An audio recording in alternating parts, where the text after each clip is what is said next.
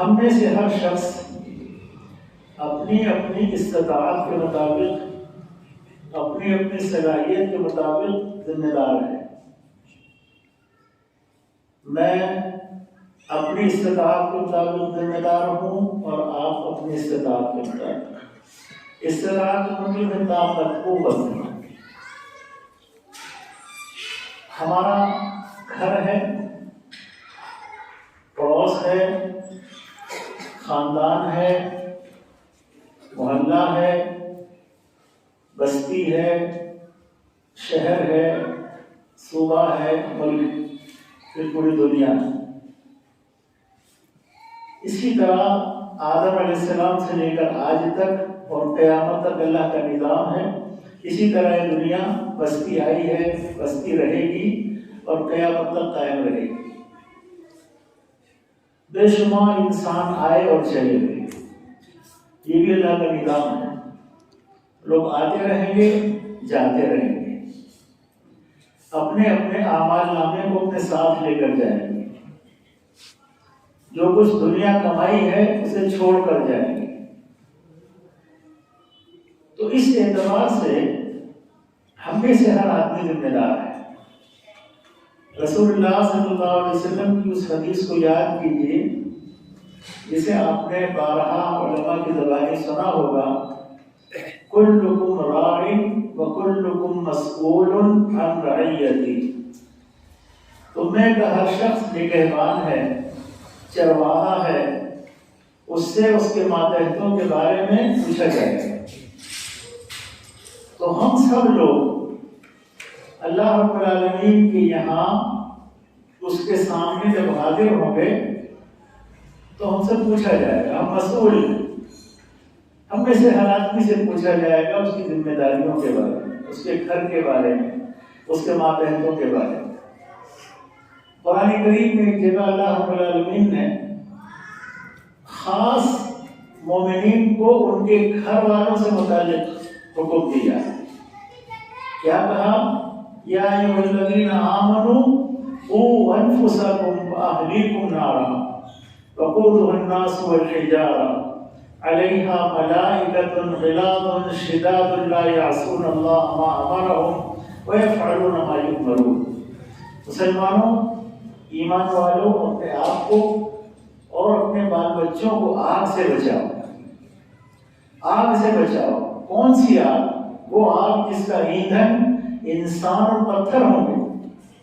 یعنی وہ آگ لکڑیوں سے نہیں جلائی جائے گی، پیٹرول سے نہیں جلائی جائے گی، مٹی کے تیل سے نہیں۔ ایندھن کیا ہوں گے؟ انسان اور پتھر ہوں گے۔ وقودها الناس والحجارة علیہا ملائکۃ غلاظ شداد، اور نہایت سخت جان فرشتے وہاں پر متعین ہوں گے، مقرر ہوں گے۔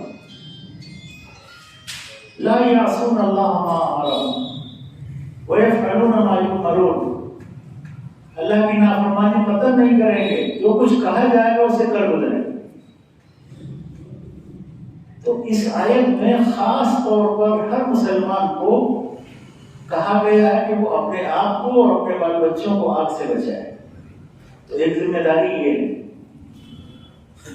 ایک ذمہ داری ہمارے اقربا کی، رشتہ داروں کی، خاندان میں بسنے والے لوگوں کی، جن سے ہمارے خونی رشتے ہیں، ان کے ساتھ صلہ رحمی کرنا، حسن سلوک کرنا، ان کے حقوق کی ادائیگی کرنا، یہ ہم سب کے لیے ضروری ہے۔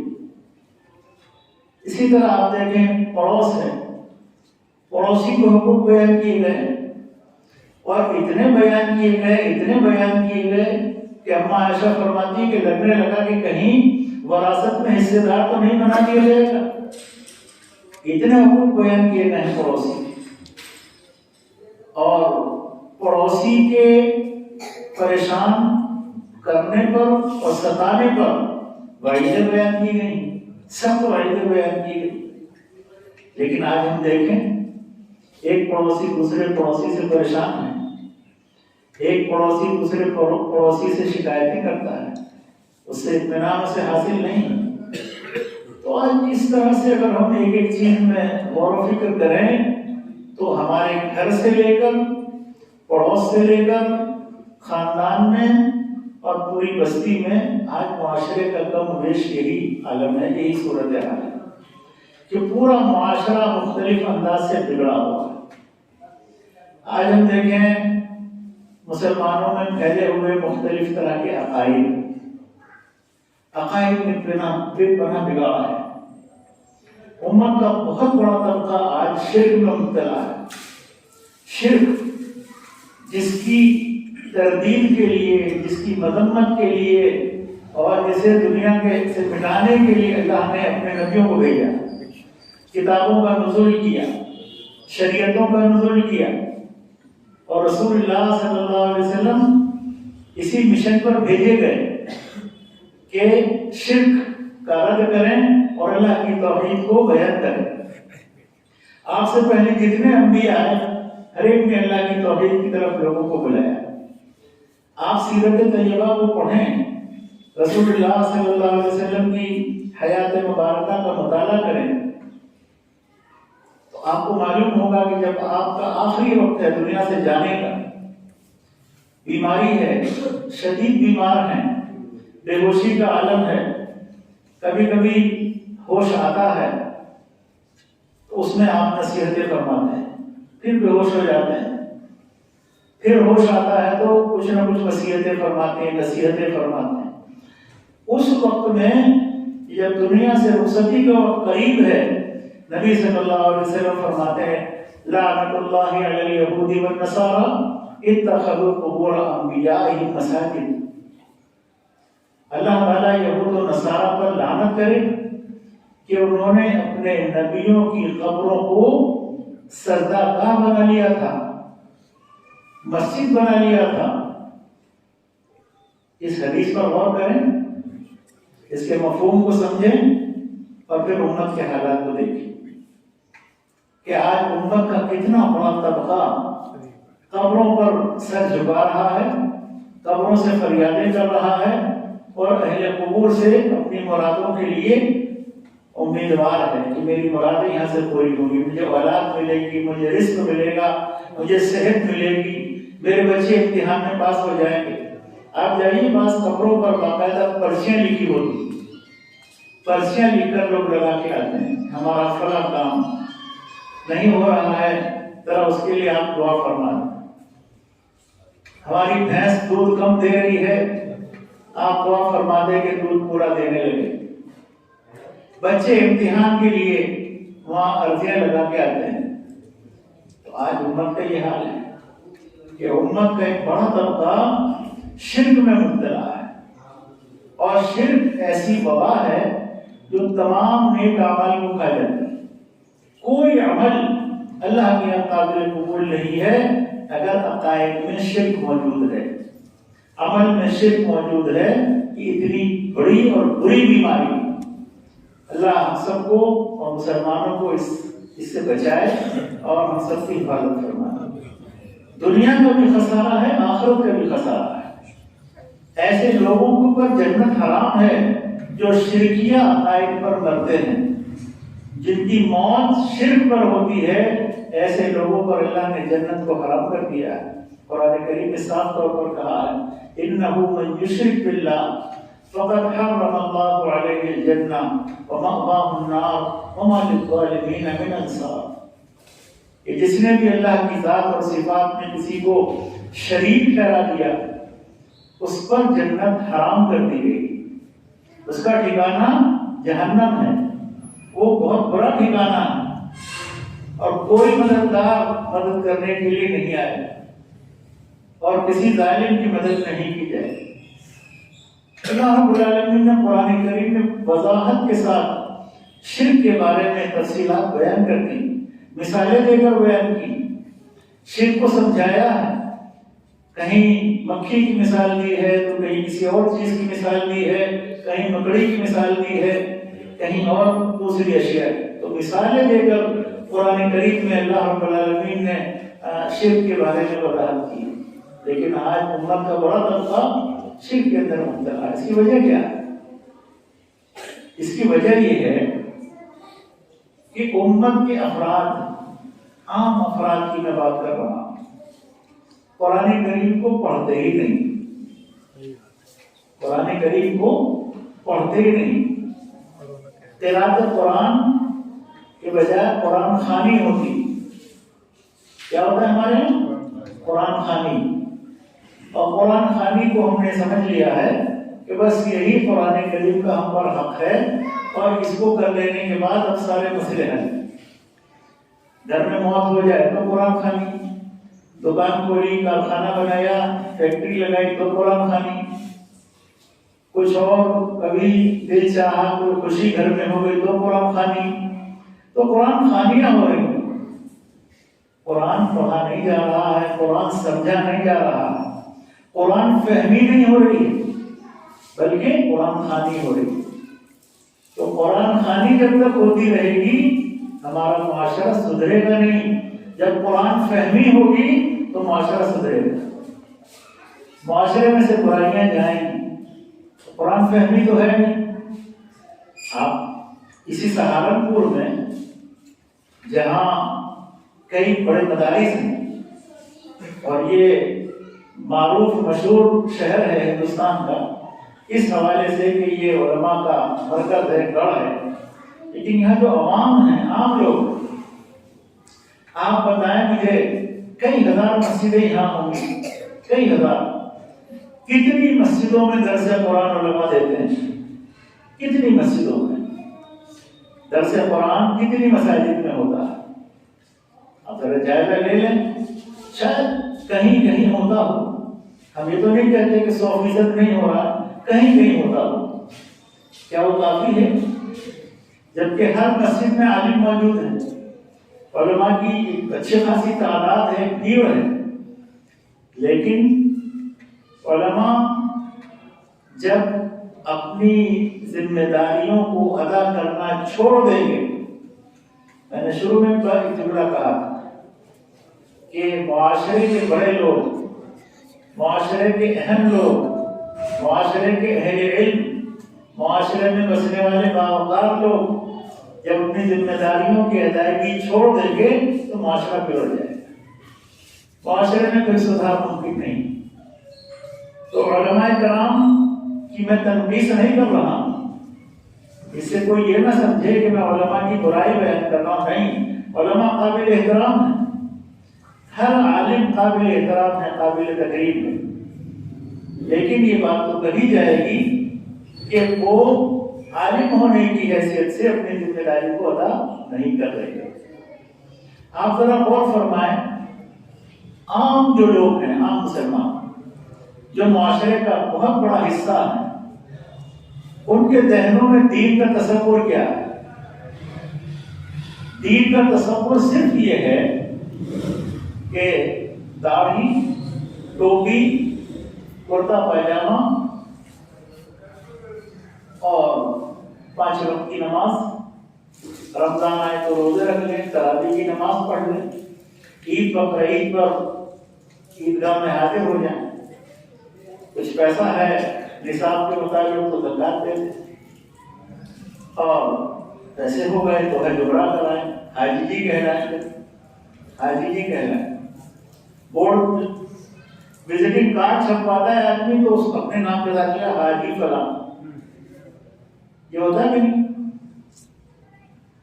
دکان پر سائن بورڈ لگایا ہے، دکان کا نام، پروپرائٹر کا نام لکھ رہا ہے، کریا تو حاجی عبدالسلام، حاجی رشید احمد، حاجی کے ساتھ نام لکھ رہا ہے۔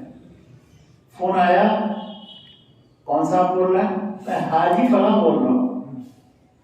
ارے بھائی یہ حاجی حاجی حاجی حاجی، یہ حاجی کب ہے آدمی؟ جب عمل حج ادا کرتا ہے۔ نمازی کب ہے؟ جب نماز پڑھ رہا ہے۔ مسجد کے باہر گئے تب بھی آپ کہتے رہیں گے نمازی رشید احمد، نمازی عبدالسلام، نمازی عبدالغفور، کہیں گے؟ کوئی بھی کہنا۔ تو نمازی کب تک؟ جب نماز میں ہے، نماز پڑھ رہا ہے تو نمازی ہے، عمل حج میں ہے تو حاجی ہے۔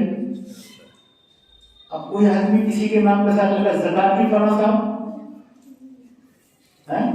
سنا ہے نہیں؟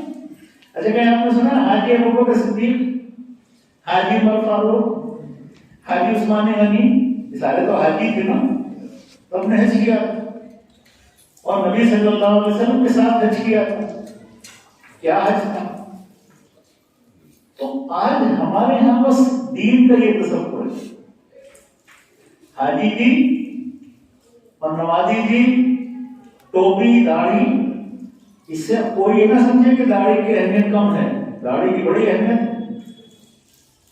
داڑھی ان سنتوں میں سے ہے جو فرض کا درجہ رکھتی ہے، لیکن صرف اسی کو دین تصور کر لیں اور داڑھی رکھنے کے بعد جو ضروری اور فرائض ہیں ان کی ادائیگی نہ ہو تو پھر یہ داڑھی والا کیسا ہے؟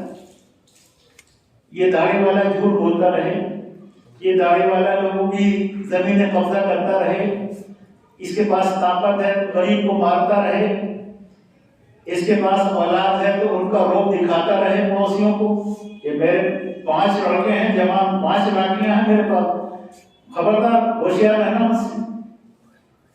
بھائی وہ فلاں حاجی صاحب جو ہیں بھائی ان سے تو بھائی ڈر لگتا ہے. حاجی صاحب سے ڈر لگنا ہے، اللہ سے اتنا ڈر نہیں ہے جتنا حاجی صاحب سے ڈر ہے. تو یہ ہمارے معاشرے کے حالات ہیں کہ ہمارے معاشرے میں یہی سب چیزیں دین سمجھی جا رہی ہیں، صرف یہی چیزیں ہیں. جبکہ دین کیا ہے؟ دین پورا کا پورا ایک نظام زندگی، دین پورا نظام زندگی ہے. قرآن مجید میں کیا کہا؟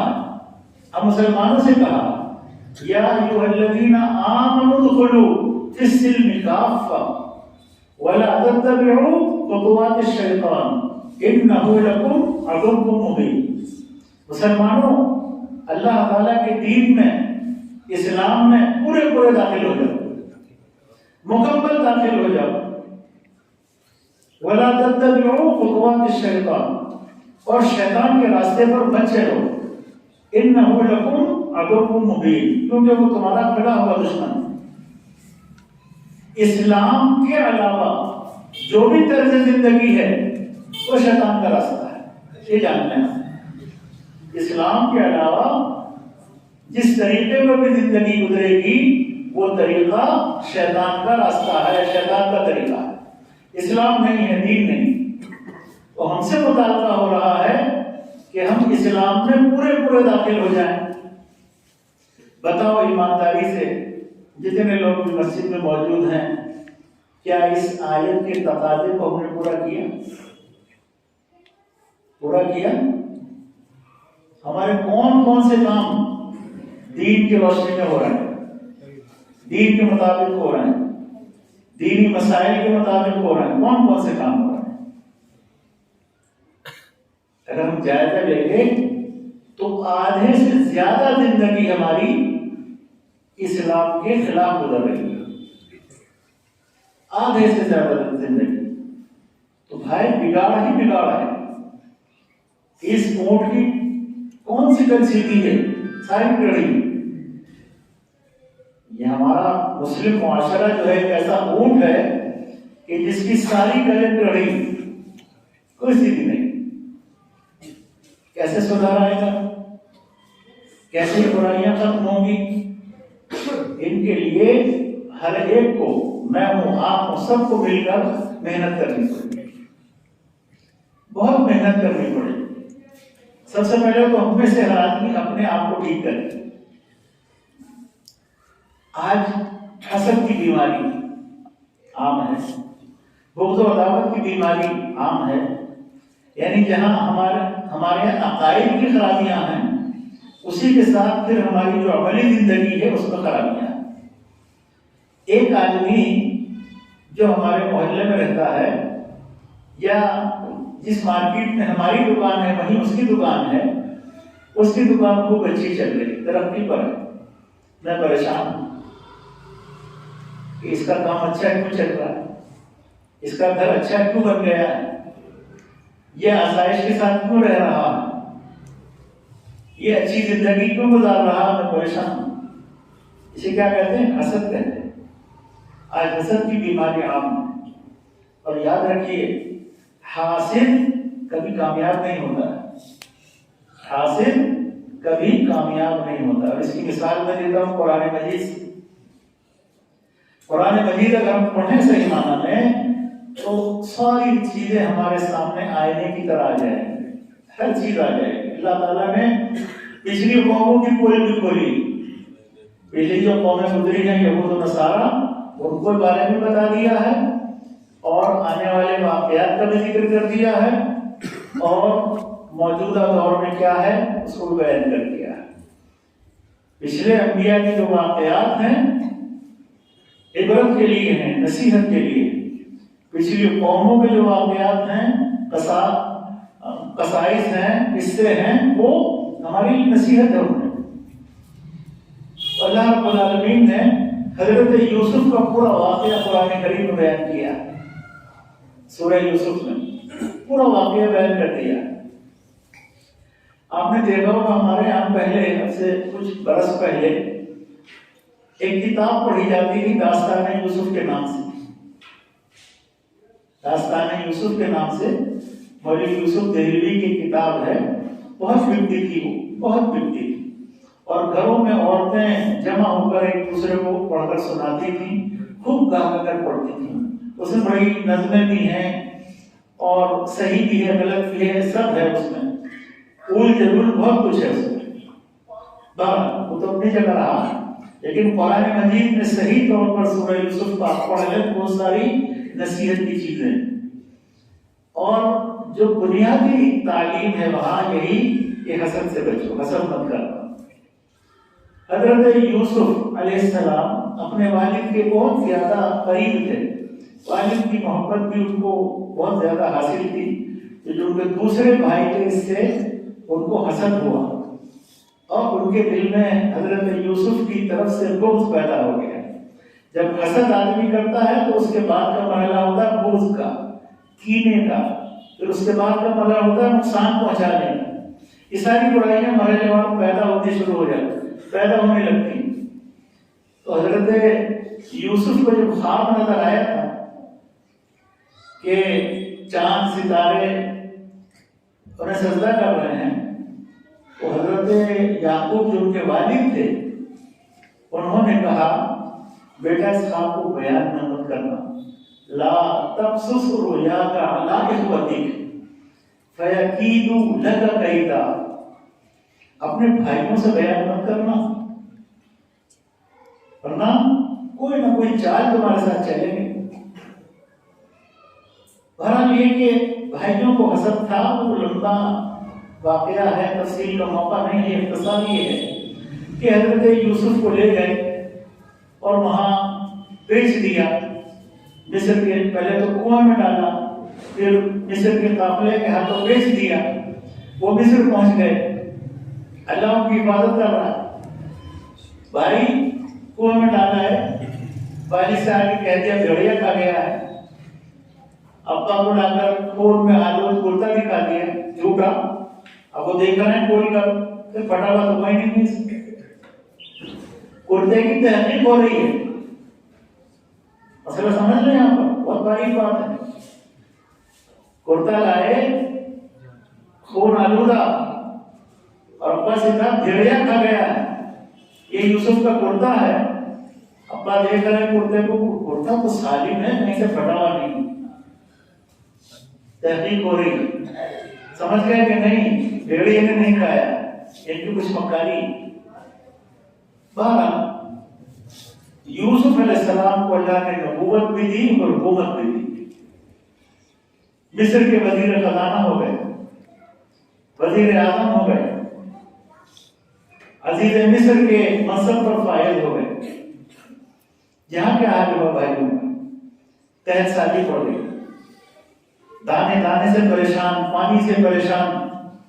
معلوم ہوا کہ مصر کا جو وزیر اعظم ہے، عزیز مصر، بڑا فیاض ہے، بڑا سخی ہے، غریبوں کی مدد کرتا ہے، چلے جا کر وہاں سے کچھ لے کر آئے۔ بہرحال 2-3 چکر لگے، انہوں نے اپنے چھوٹے بھائی کو بھی بلوا لیا اور ایک ترکیب سے اس کو اپنے پاس رکھ لیا۔ آخری میں سفر ہوا ہے حضرت یوسف کے بھائیوں کا، اسے اللہ تعالیٰ نے بیان کیا ہے، اور کیا پیارا انداز ہے۔ فَلَمَّا دَخَلُوا عَلَيْهِ قَالُوا یا ایھا العزیز مسنا واهلنا الضر وجئنا ببضاعة مزجاة فأوف لنا الكيل وتصدق علينا ان اللہ یجزی المتصدقین۔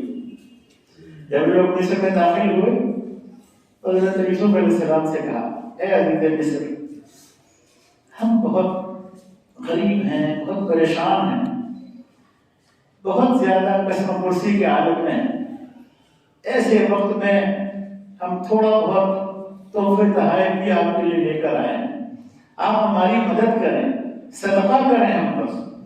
اللہ تعالیٰ صدقہ کرنے والوں کو اجر عطا فرماتا ہے۔ ہم بہت تکلیف میں ہیں، پریشانی میں ہیں، آپ ہماری مدد کریں۔ آپ نے دیکھا حاسدوں کا انجام، جنہوں نے حسد کیا تھا آج اللہ نے انہیں محتاج بنا کر سامنے لا کر کھڑا کر دیا۔ اور حضرت یوسف نبی بھی ہیں اور عزیز مصر بھی، سامنے شان کے ساتھ بیٹھے ہوئے ہیں اور بھائی مدد مانگ رہے ہیں۔ میرے بھائیو، یہ ہوتا ہے حاسد کا انجام دنیا میں، اس لیے حسد سے بچیے، حسد کسی کے ساتھ مت کیجیے، سب کو اللہ دیتا ہے۔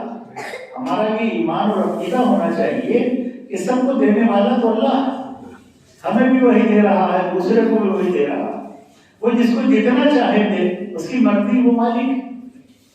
حضرت یوسف علیہ السلام نے فرمایا کہ هل علمتم ما فعلتم بيوسف واخيه اذ انتم جاهلون، تمہیں معلوم ہے تم نے اپنی نادانی کے وقت میں اپنے یوسف اور اس کے بھائی کے ساتھ کیا کیا تھا؟ اب ان کو تو بہن گمان میں بھی نہیں تھا کہ یوسف یہاں ہے، یہ تو سوچ رہے تھے کہ کسی ہوٹل میں برتن مانج رہا ہو، ہم نے تو قافلے کا ہاتھ پیش دیا تھا، کہیں مزدوری کرتا ہوگا۔ اللہ تعالیٰ جس کی حفاظت فرمائے اور جسے نوازے، اسے دنیا کی طاقت بگاڑ نہیں سکتی۔ حضرت یوسف کا کچھ نہیں کر پائے لوگ، یہ حسد میں خود جل بھن گئے اور خود نقصان اٹھایا۔ تو حضرت یوسف نے سوال کیا کہ تمہیں پتا ہے تم نے اپنے بھائی یوسف کے ساتھ اور ان کے بھائی کے ساتھ کیا کیا؟ وَأَنْتُمْ جَاهِلُونَ، جب تم جاہل تھے، یا جاہل کا معنی کیا ہے؟ بے پڑھا نہیں، مسئلہ سمجھنا اس کو، بے پڑھا نہیں، وہ نبی زادے تھے، پڑھے لکھے لوگ تھے سارے، نبی کی اولاد، جاہل نہیں تھی۔ تو کبھی کبھی پڑھا لکھا آدمی بھی جاہل ہوتا ہے، یہ بات ثابت ہوئی۔ پڑھا لکھا آدمی کب جاہل ہوتا ہے؟ جب وہ نادانی کی کام کرے، جب وہ دلیل اور برہان کے سامنے اپنی عقل کو پیش کرے اور صرف بحث اور مباحثہ کرے اور دلیل کو تسلیم نہ کرے، تو ایسا آدمی بھی جاہل ہوتا ہے۔ حضرت موسیٰ علیہ السلام نے کیا کہا تھا؟ اعوذ باللہ ان اکون من الجاہلین۔ جب لوگوں نے ان سے کہا گائے کیسی ہو، ایسی ہو کہ ویسی ہو، کالی ہو کہ پیلی ہو، گائے کے بارے میں جب 10 سوالات کر لیے تو کہا اعوذ باللہ ان اکون من الجاہلین۔ تو حضرت موسیٰ نے بھی اپنی قوم کو کہا کہ اللہ تعالیٰ میں تیری پناہ میں آتا ہوں ایسی جہالت سے۔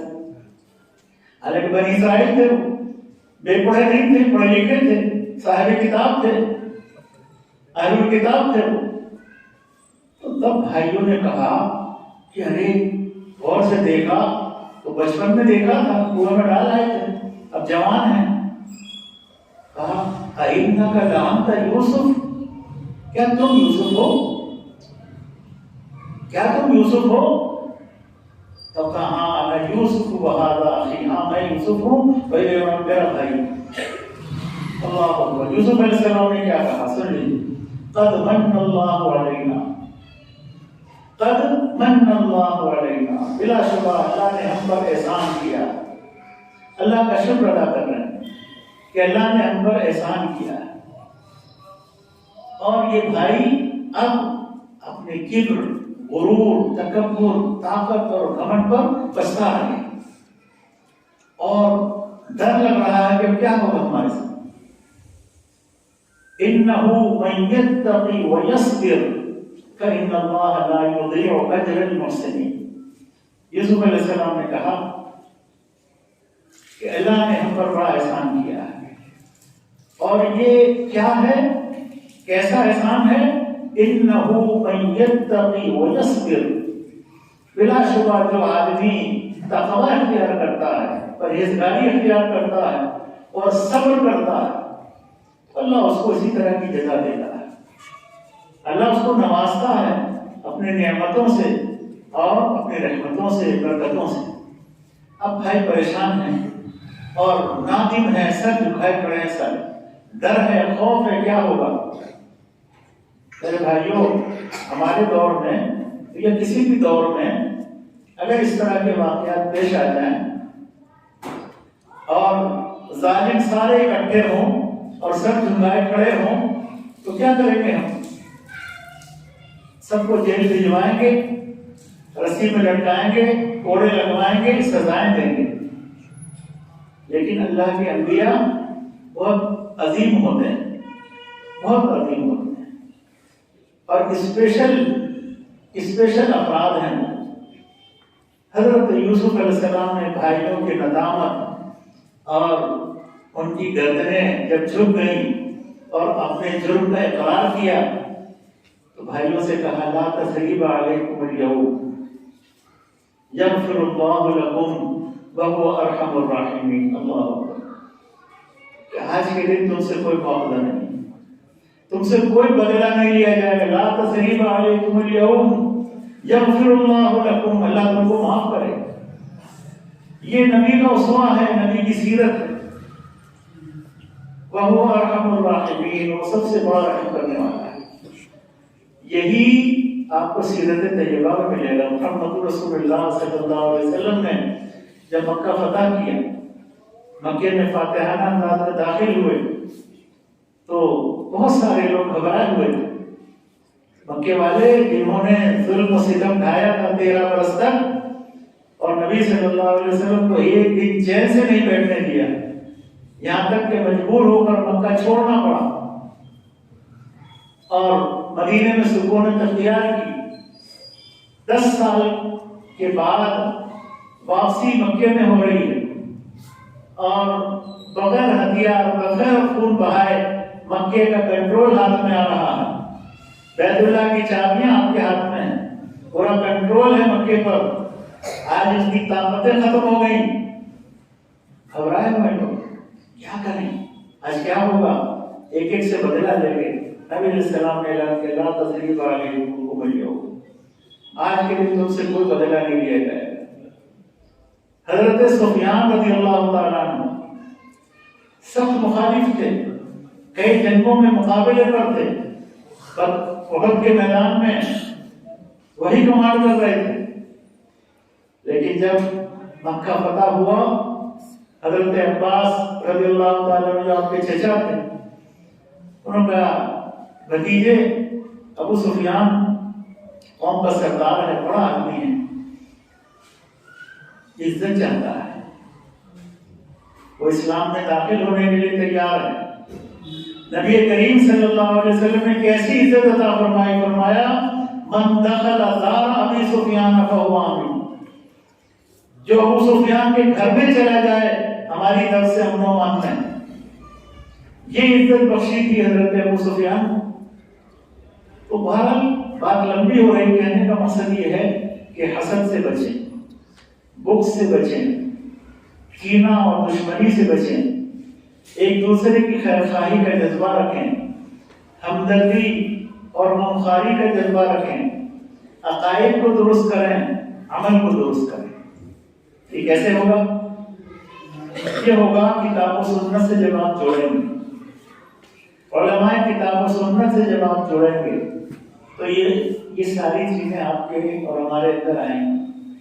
کتاب و سنت کو پڑھیں گے، ہر شخص یہ طے کرے کہ مجھے قرآن فہمی حاصل کرنی ہے، ترجمہ تفسیر کے ساتھ قرآن پڑھنا، قرآن میں کوئی بات سمجھ میں نہیں آئی ہے، مولانا سے آ کر اس کو سمجھ لینا، اپنی عقل سے حل نہیں کرنا، حدیث کا مطالعہ کرنا، سیرت طیبہ کا مطالعہ کرنا۔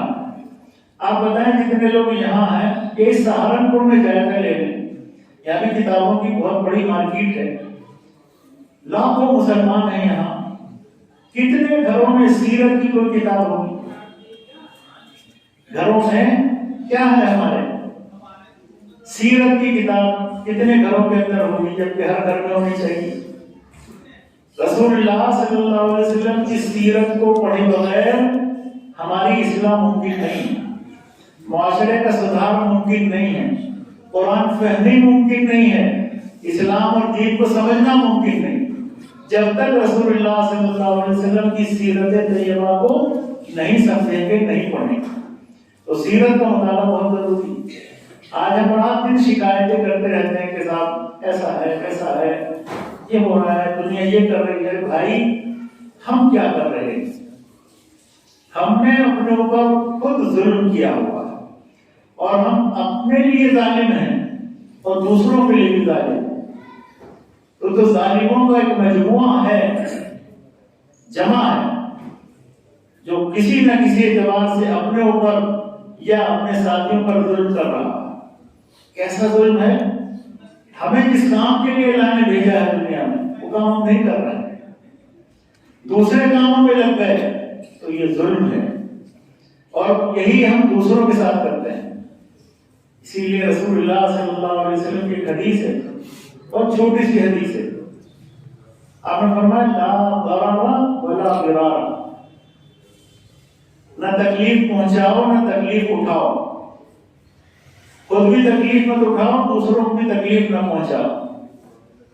ایک حدیث میں خیر الناس من ينفع الناس، تم میں سب سے بہتر آدمی وہ ہے جو لوگوں کے لیے نفع بخش، لوگوں کے لیے فائدہ مند ہو۔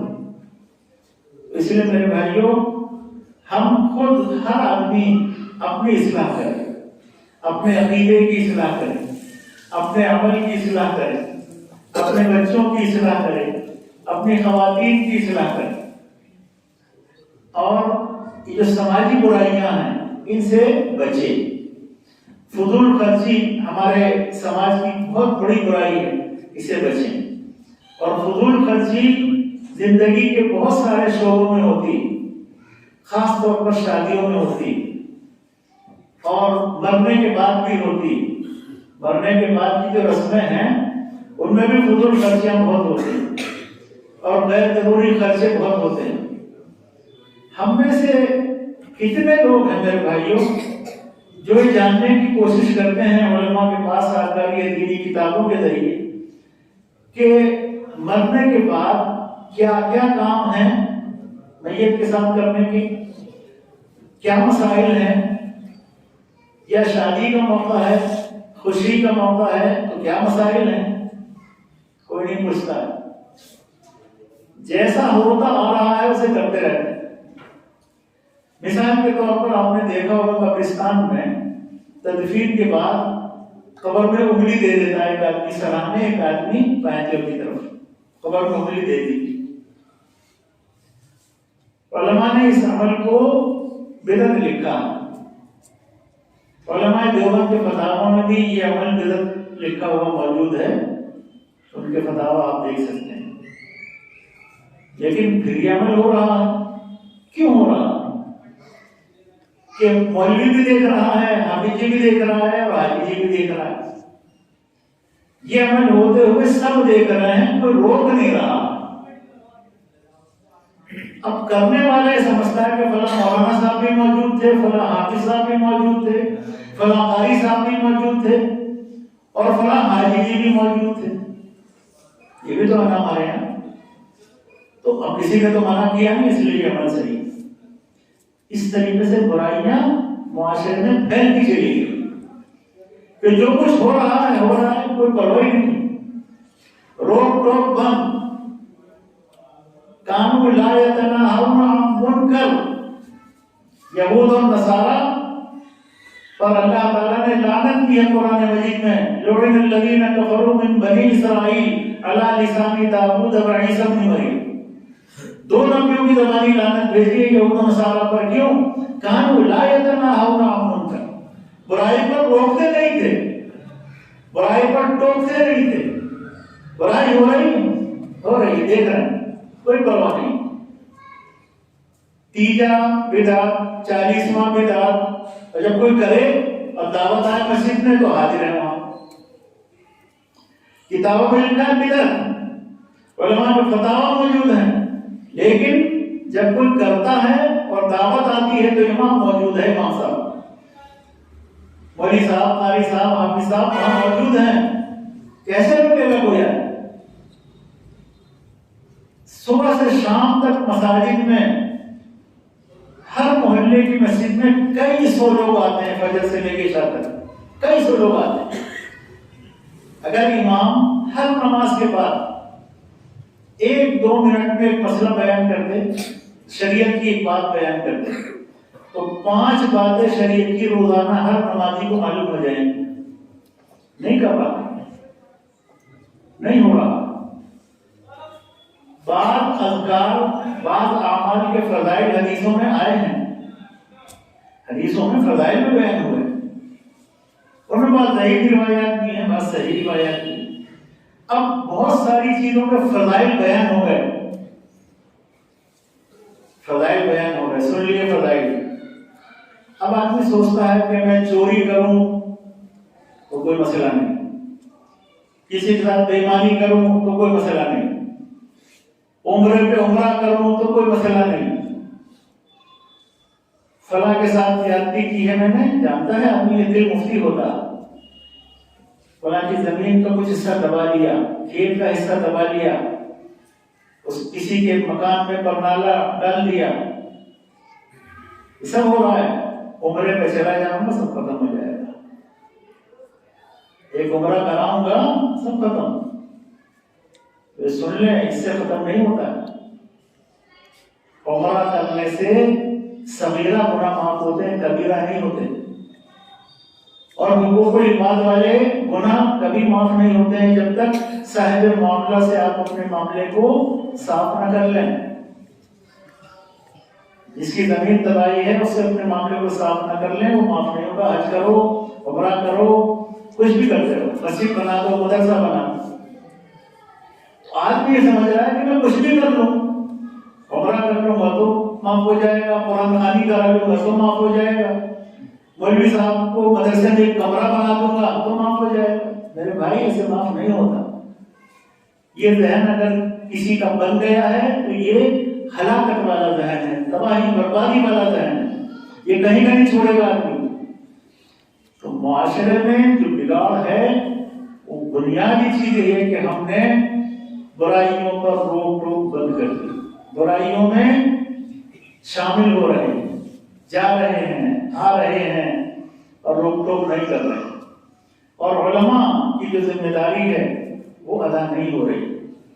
اب مساجد میں جو ائمہ کرام ہیں ان کی بڑی ذمہ داری ہے، لیکن امام بیچارہ کیا کرے، اس کے ساتھ بھی کچھ مجبوریاں ہوتی ہیں. اگر اس نے زیادہ روک ٹوک شروع کر دی تو اگلے دن اس کا بوریا بستر صاف ہو جائے گا. یہ ہے کہ نہیں؟ بتاؤ ایمانداری سے. اگر امام صاحب روک ٹوک شروع کر دیں اور خاص طور پر کسی ایسے آدمی کو ٹوک دیں جس کا تعلق مسجد کی انتظامیہ سے ہو، بس تو ان کی خیر نہیں. 10 کیڑے امام میں نکال کے اس کا بستر گول کر دے گا. یہ ہمارے معاشرے کا حالت و بگاڑ کیسے دور ہوگا؟ جو ہمارا ہمدرد تھا، خیرخواہ تھا، جو ہمیں ٹوک رہا تھا، ہمیں تو اس کا احسان ماننا چاہیے، اس کو شکریہ ادا کرنا چاہیے کہ اچھا وہ آپ نے توجہ دلائی ہے، میں اس برائی کو چھوڑوں. اب مان لیجیے خطبے میں امام نے کوئی بات بیان کر دی، عام طور پر بیان کی، کسی کا نام نہیں لیا، لیکن وہ بات میرے حسب حال ہو گئی. اب میں ناراض، جمعہ میں آنا بند، کسی اور مسجد میں جانے لگے. بھائی خیریت ہے؟ 2-4 دنوں کے بعد کسی نے پوچھا بھائی کہاں ہو، خیریت؟ جمعہ میں نظر نہیں آ رہے. ارے میاں وہ امام تو ایسا ہے ویسا ہے، مجھے یوں کہہ دیا، مجھے اللہ کے بندے اگر برائی ہے آپ کے اندر اسے دور کیجیے. آپ ناراض ہو گئے، یہ ذہن ہے کہ نہیں؟ بتاؤ ایمانداری سے، یہ صورتحال ہے نہیں؟ معاشرہ کیسے سدھرے گا؟ وہ آدمی محسن ہے میرا جو میری برائی پر مجھے نصیحت کر رہا تھا، وہ محسن ہے میرا، یہ اس کا احسان ماننا چاہیے۔ احسان ماننے کے بجائے ہم اس سے ناراض ہوتے ہیں اور اسے نقصان پہنچانے کی کوشش کرتے ہیں۔ ایسے ہٹاؤ بھائی، اس سے کہے گا، اس سے کہے گا، نہیں تو ایسے ہیں۔ وہ کبھی اب اس کی داڑھی کو ناپے گا، اب اس کے کرتے کو ناپے گا، اس کے پاجامے کو ناپے گا، سارا کام ہوگا۔ رات دن اس پہ نظر رکھے گا، یہ بہانے میں کیسے جا رہا ہے، تو یہ غسل خانے میں کیسے جا رہا ہے، یہ سوتا کیسے ہے، یہ جاگتا کیسے ہے، ہر چیز پہ نظر ہو۔ اور کہیں نہ کہیں انسان ہے، بشری تقاضے کے اعتبار سے آدمی سے کہیں کو اگر چھوٹی موٹی خطا ہو تو بس اس کو پکڑ کے اور ٹھگا دیا تھا۔ میرے بھائیوں، یہ حالات ہیں ہمارے معاشرے کے، یہ رونے کا مقام ہے، یہ رونے کا مقام ہے، یہ خوش ہونے کا نہیں۔ تو جب تک ہمارے اندر سے، خود ہمارے اندر سے برائیاں ختم نہیں ہوں گی جو ہم نے پاک رکھی ہیں اور جنہیں خوب اپنا خون پلا رہے ہیں، موٹا تازہ کر لیا ہے، اس وقت تک معاشرے کی اصلاح نہیں ہوگی، معاشرہ نہیں سدھرے گا۔ صحابہ کرام کی زندگیوں کو ہم دیکھیں کہ صحابہ کرام نے کس طریقے سے ان میں انقلاب آیا۔ مطلب ایک آدمی جس کے ہاتھ سے دوسرا آدمی محفوظ نہیں تھا، جس کی زبان سے محفوظ نہیں تھا، اسلام قبول کرنے کے بعد اس کے ہاتھ سے بھی لوگ محفوظ ہو گئے، اس کی زبان سے بھی محفوظ ہو گئے۔ جو آیت میں نے پڑھی ہے اتحاد سے متعلق، اجتماعیت سے متعلق،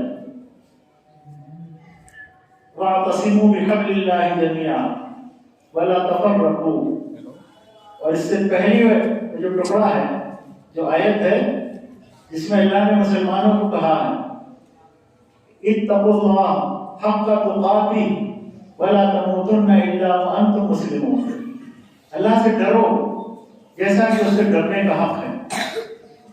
کیا اسی ختم میں ہے؟ یہ خوبی ہمارے اندر ہے؟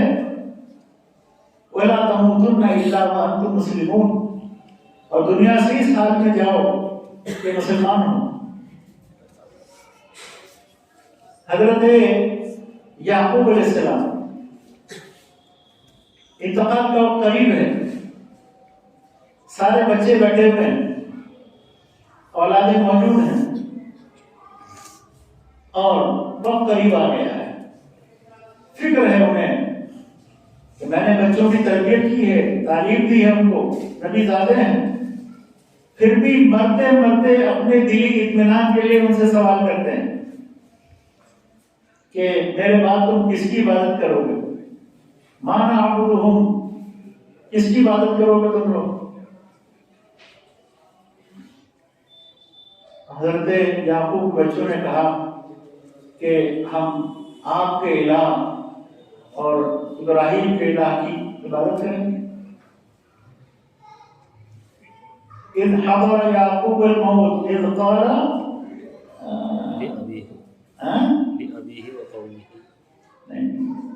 ام کنتم شہداء اذ حضر یعقوب الموت اذ قال لبنیہ ما تعبدون من بعدی ما تعبدون من بعدی قالوا نعبد الہک و الہ آبائک ابراہیم و اسماعیل۔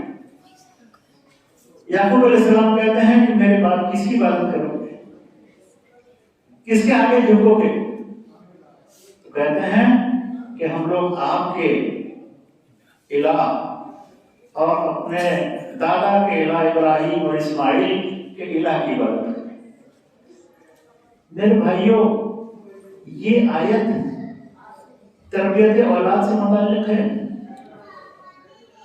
ہم میں سے کتنے لوگ ایسے ہیں جو اس بات کی فکر کرتے ہیں کہ ہماری اولاد ہم سے بہتر مسلمان بنے اور ہمارے جانے کے بعد یہ دین پر، اسلام پر قائم رہے؟ کتنے لوگ؟ صورتحال کچھ اور ہے ہماری۔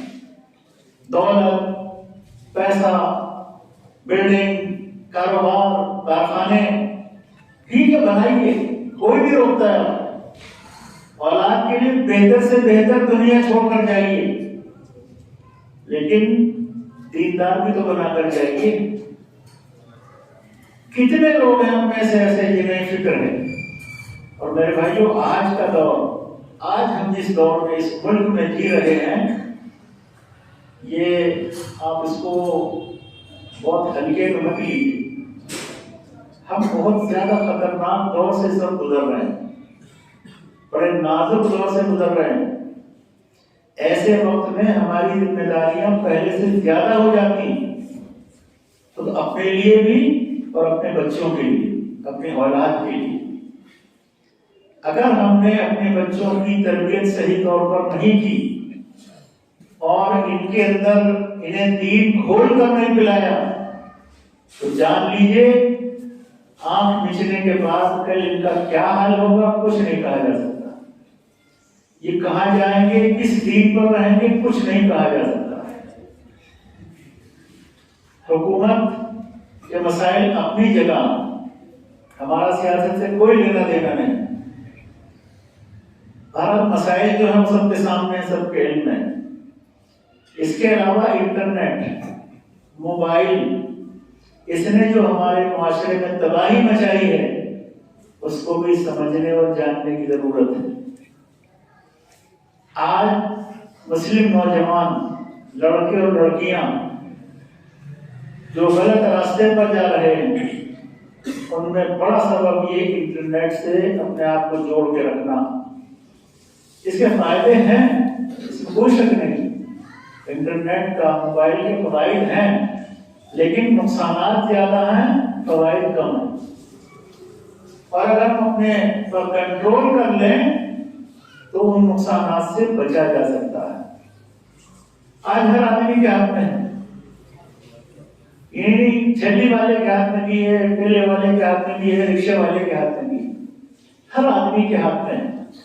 اور دنیا کی ہر برائی اس کے اندر موجود ہے، ہر برائی موجود ہے دنیا کی۔ جو برائی چاہے آدمی اپنی اس ہاتھ میں رکھ کر اسکرین پر دیکھ سکتا ہے۔ بچوں کے پاس بھی ہے۔ اب لڑکیاں اور لڑکے کم عمری میں، ابھی جوان ہونے کے قریب ہیں، دیکھتے ہیں ماں آئی تو اس کو گھما دیا، باپ نے دیکھا تو کچھ اور لگا دیا، آئی پیڈ کا بڑا استعمال گھروں میں ہو گیا۔ بچے ماں باپ سے چھپاتے ہیں، ماں باپ کی ذمہ داری کیا ہے؟ اور جو بڑے لوگ ہیں، جو آسودہ حال ہیں، جن کو جو کوٹھیوں میں رہ رہے ہیں، ان کے بچوں کے روم بھی الگ ہوتے ہیں۔ بچے اپنے کمرے میں کیا کر رہے ہیں، ماں باپ کو کوئی لینا دینا نہیں ہوتا۔ پھر نتیجہ کیا ہوتا ہے؟ آج جو خبریں آپ لوگ پڑھتے ہیں اخبارات میں، یہ کچھ ایسے نہیں ہے جھوٹ موٹ، کہ حقائق میں یہ ہو رہا کہ مسلمان خاندان اور گھرانے کی بچی بھاگ کر غیر مسلم سے شادی کر رہی، اور وہاں باقاعدہ تحریک چل رہی ہے، مہم چل رہی ہے۔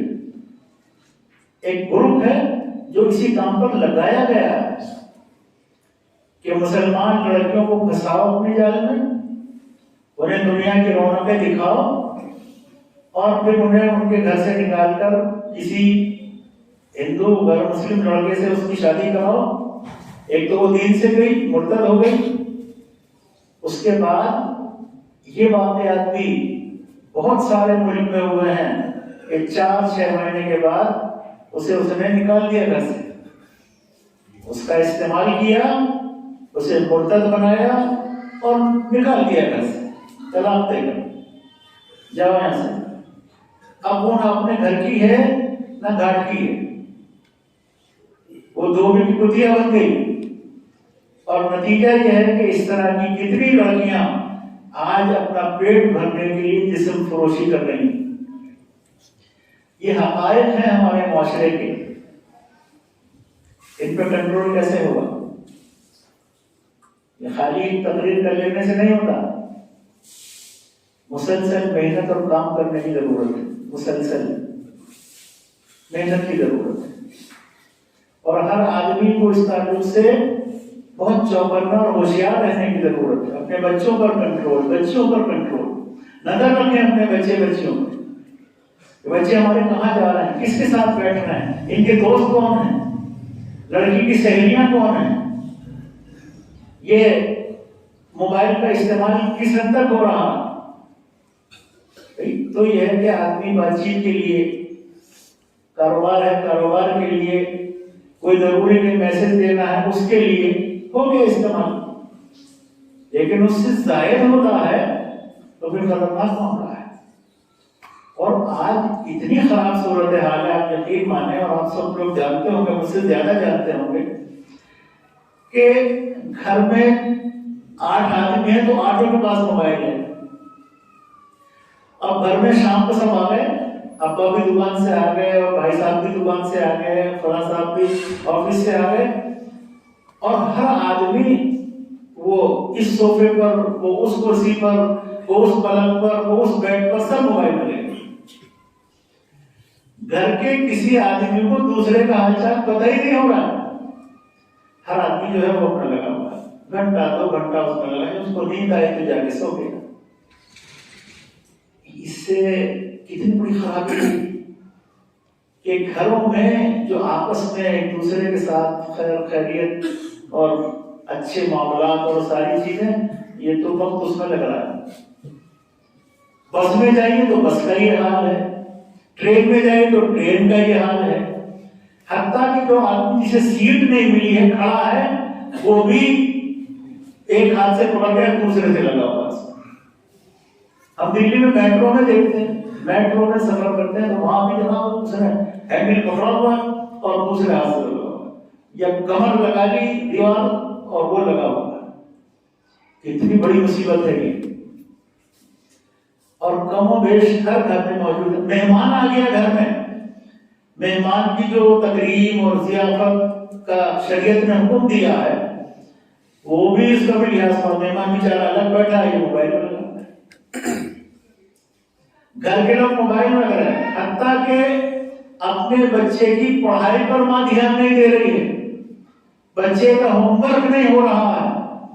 گھر میں جو کام دیا گیا ہے کرنے کا اسکول میں یا ٹیوشن سے, وہ کام ہی ادھورا پڑا ہے, لگی موبائل میں. تو میرے بھائیوں, کیسے معاشرہ سدھرے گا ہمارا؟ تو بگاڑ میں اضافہ ہو رہا ہے, سدھارنا ہوگا. تو جو ذمہ دار ہے ہر گھر کا بڑا, وہ اپنے گھر کا ذمہ دار ہے. وہ اپنی ذمہ داری ادا کرے اپنے گھر کے بچوں پر, اپنی اولاد پر. اپنا خون ہے, اسے بگڑتا ہوا کیسے آدمی دیکھ لے گا؟ لیکن آج لوگ دیکھ رہے ہیں, بے حسی پیدا ہو گئی. جذباتیت کے نعرے لگانے والا جو آ جائے گا ہمارے یہاں, ہمارے ایک بھی بڑی مصیبت ہے کہ جذباتی نعرے کسی نے لگا دیا تو اس کے پیچھے دوڑ پڑے, زندہ باد مرد آباد ہو رہا ہے. رات کو اسرائیل نے فلسطینیوں پر یہ ظلم اٹھایا ہے, اب فلسطینی مصنوعات کا بائیکاٹ کرو, امریکہ کی گئی ہوئی چیزوں کا بائیکاٹ کرو, اور کسی میں لگی ہوئی.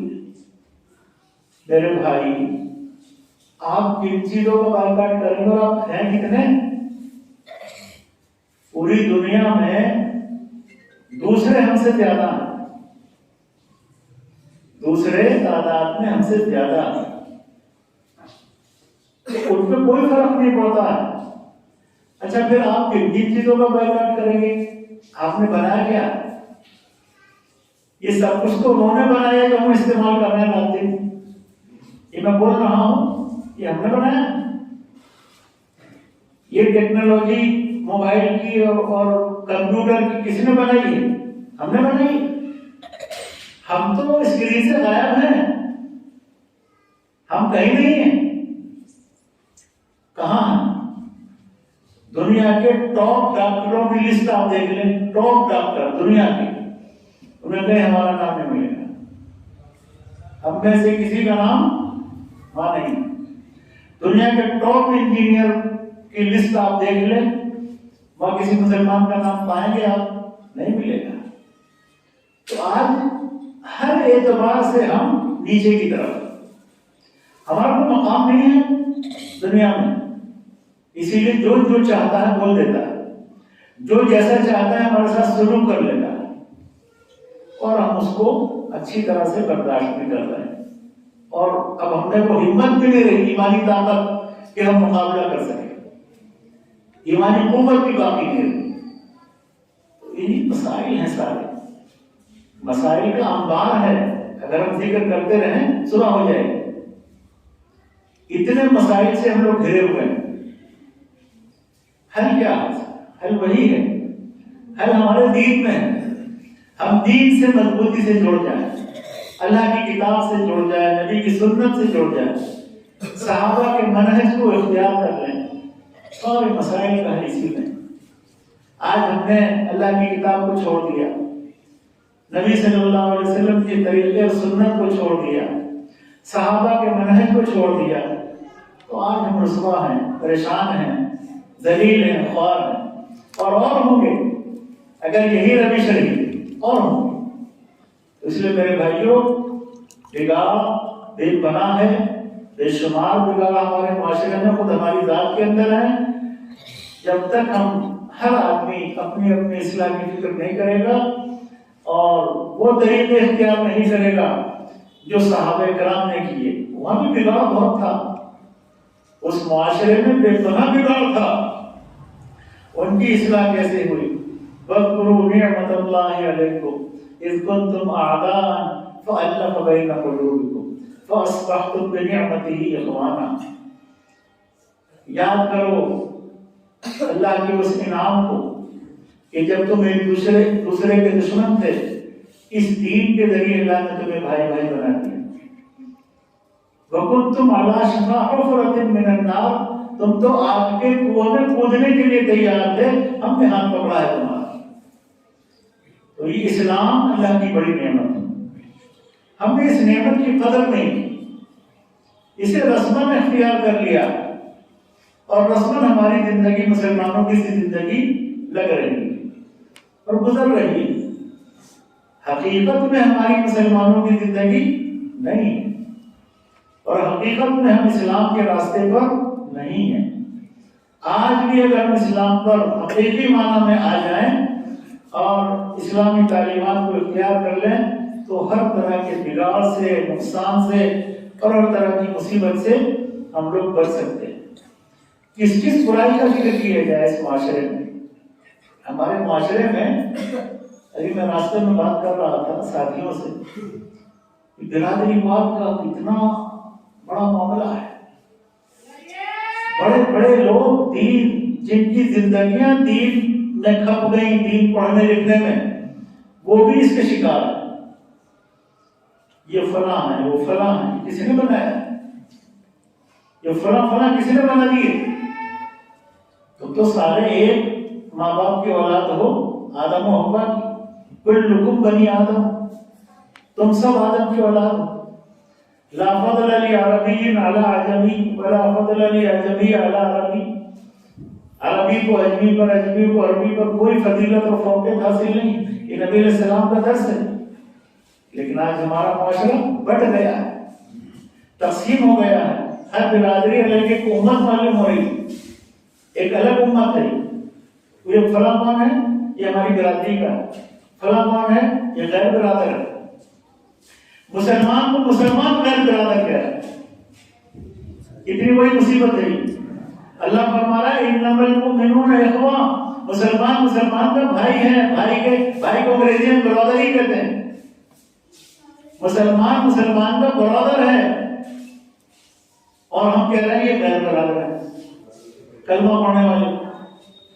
تو برادری کی تقسیم نے نقصان پہنچایا، بے پناہ نقصان پہنچایا، اور پھر یہ مسلکوں میں تقسیم، مسالک کی تقسیم نے بے پناہ نقصان پہنچایا۔ یہ فلاں ہے، یہ فلاں ہے، ہر گروہ اپنے آپ کو سمجھتا میں جنتی ہوں، باقی سب جہنمی۔